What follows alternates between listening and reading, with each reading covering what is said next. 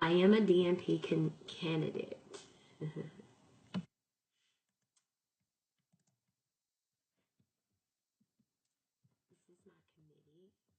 committee. I want to thank my chair. She has been very supportive throughout this whole process, from beginning to end. Even when I was going crazy and didn't think it would be possible, she has been there, and I seriously want to thank her from the bottom of my heart. And I know I couldn't do it without her. So let's talk about Parkinson's disease.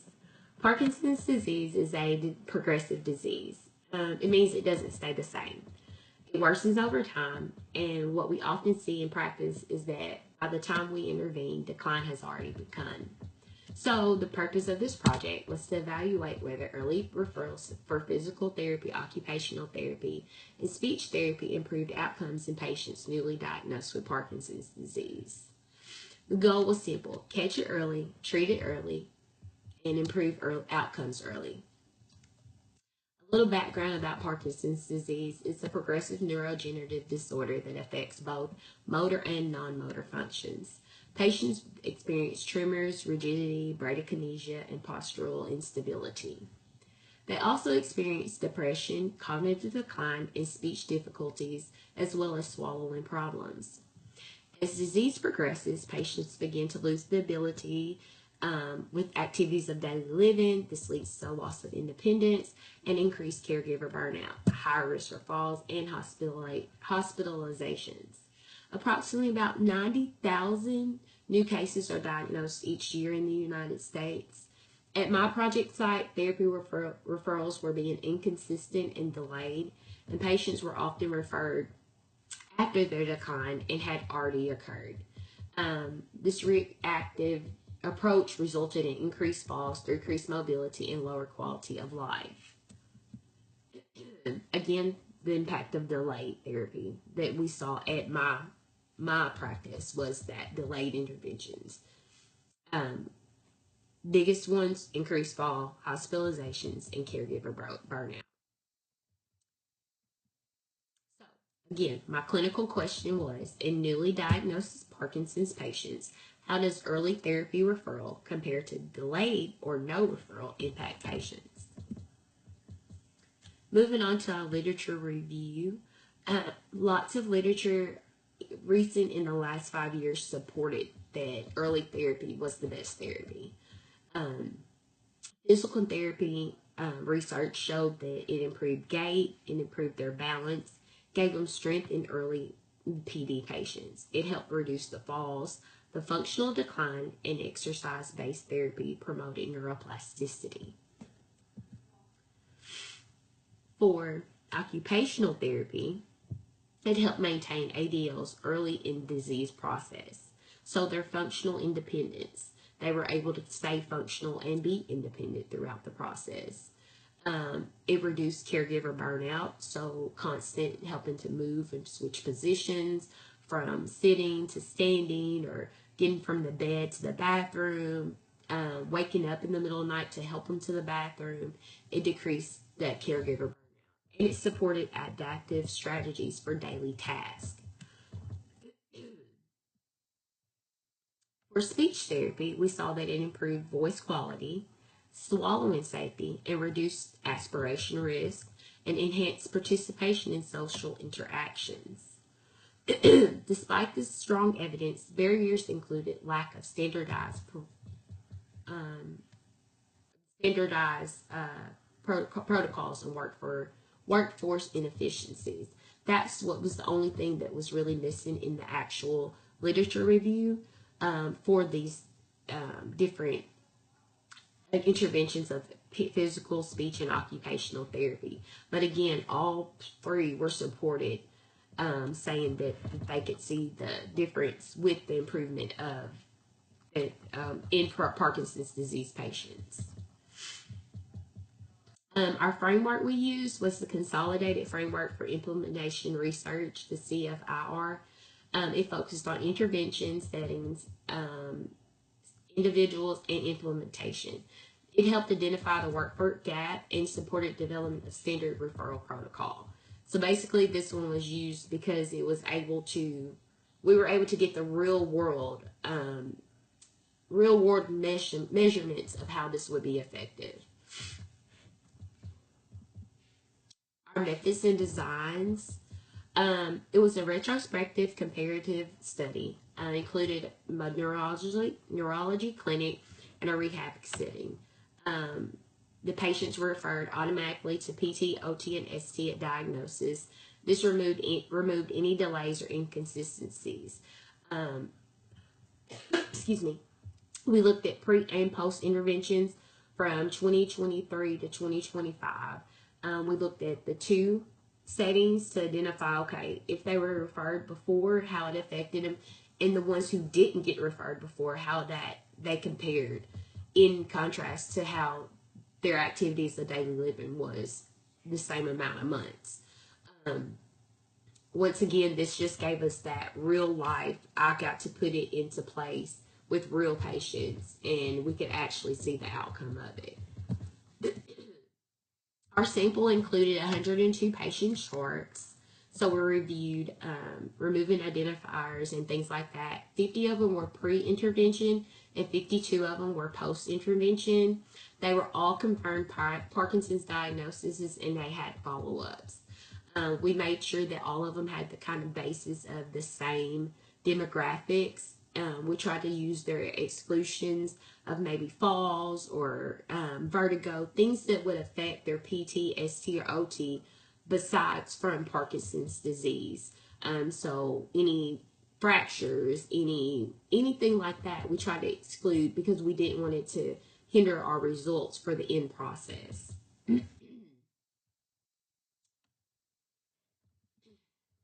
The data collection and measurements, we did use the time up and go tug. The fall incidents, we used ADL independence and therapy adherence rates in it as well.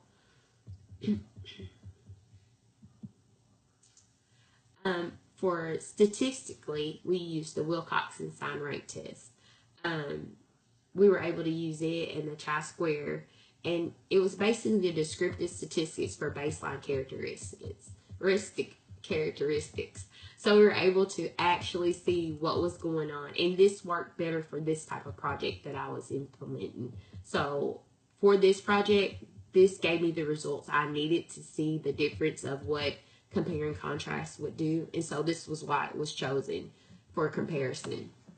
And the significance was set at a p less than 0.05. So we basically saw that mobility scores improved over time, fall rates decreased, they had functional independence improvements, therapy adherence increased as well, and patients reported an increase in their confidence, and caregivers reported reduced burnout. So this is an actual sample that we used. So we identified the patient using patient identifiers for this project. We removed anything that someone else could identify the patient by, but we used standard initials, standard numbers for the patient that we had a system set up. We made sure that we documented if they're male or female. We documented their age as well. Like we said, we went from 50 to 80 in their age range, male and female. For their medical history, once again, we excluded falls, hip fractures, anything like that, foot drop patients. We used patients simply with hypertension, AFib, thyroid problems, maybe with tremors, things like that. You can see some of the different diagnoses of the medical history that are provided on here. We used the system of a pre, during, and post rating sample scale. So pre, we used, we tested before. During, we tested during the middle of the therapy session, after a couple of weeks, and then at the end was the post when they were being discharged. We used the scores for speech therapy as 1 for independent, 2 for usual, 3 for sometimes, 4 for dependent. For PT and OT, we used 1 for independent, 2 for supervision, 3 for setup, 4 for partial, 5 for substantial, and 6 for dependent. We actually had originally used just independent, usual, and sometimes independent, But because of the type of study that we were doing, we needed to have numbers, and we wanted to see with the numbers how it would relate and reflect. So we ended up switching to from the actual wording to this is their number. Let's see the average and the percentage of how it increased, decreased, or stayed the same. So looking at physical therapy, once again, using those scales in the pre, post, and during, we saw that 64.1% improved with the early therapy interventions, where 33.3 stayed about the same. We had 2.6 that did decrease. It could have been due to not showing up, due to adherence. It could be anything that affected that. But overall, we still saw a great improvement with physical therapy and early interventions. For occupational therapy outcomes, we saw that it was a 69.2 improvement. 24.4 stayed stable, and 6.4 did show a decrease. This was with occupational therapy, so we were looking at their function of what they could do. And once again, it was a great improvement. For speech therapy, we looked at 59% improved, 38.5 stayed about the same, and 2.6 did decrease. We think with speech therapy, my number one I go to is aphasia or aspiration, like because of the swallowing and being adaptive to those things. So seeing that improvement made me feel more confident because it was, okay, think about the decrease in aspiration pneumonia that we're going to result in this because of the speech therapy improvement. For fall incidents, we did see that pre-intervention we had 32%. Post-intervention, it did decrease down to about 18%. For adherence, I mentioned that before, that sometimes it could have been the decrease could have been due to adherence. We saw pre-intervention, it was about 56%, but post-intervention, it was about 92% that actually adhered to the therapy and wanted to participate and saw the changes and wanted to do more because they realized, hey, this actually is benefiting me. This is something that's helping me, my family, and it's helping my social life. It's helping me go into appointments. I can keep my independence a little bit longer than what people thought I would be able to. Some of my limitations, which I was a little bit sad, and I would love probably in the future to include more, is that we were at a single site. We were at my clinic. So it was just a single site study. It was a retrospective design, and it had limited long-term follow-up. So I had this short amount of time. Of course, I'm in school to get this project done, so I didn't get to see the longer results of it. I'm excited to kind of see and follow up with my patients that did go through this to see, okay, now it's been 6 more months. Now it's been another year. How did this affect you? And to think where we might have been if we had not have started that early therapy. So seeing that we actually could maybe do it at other sites, maybe include a few more places that would help, and of course including a long-term follow-up, we might could see a difference and have even greater results. And then we might even see a decline in what the patients that had a decrease, we might even see them stay stable instead of seeing the decrease. That's just the limitations that, due to us having a short single site and short time frame, that we were left with. Some of my discussion was the implementation of the findings. Early therapy improvements showed mobility and in their function. We have saw the reduced fall risk, the increased patient engagement, the supports for standardized early therapy referrals. By showing that early therapy improved mobility and function, not only for me as the provider, for me to explain it to other providers, but it also showed it for the patient's family, and also our therapy. So PT, OT, and ST therapists saw that the patients that came in early and just built on the things that they needed to know and worked on the things they already were doing were able to adhere to better outcomes to compare to the ones that were coming in that had already had the multiple falls, had already had the stiffness and shuffling of gait to where they were having the difficulty with more caregiver burnout, more caregiver strain and things like that.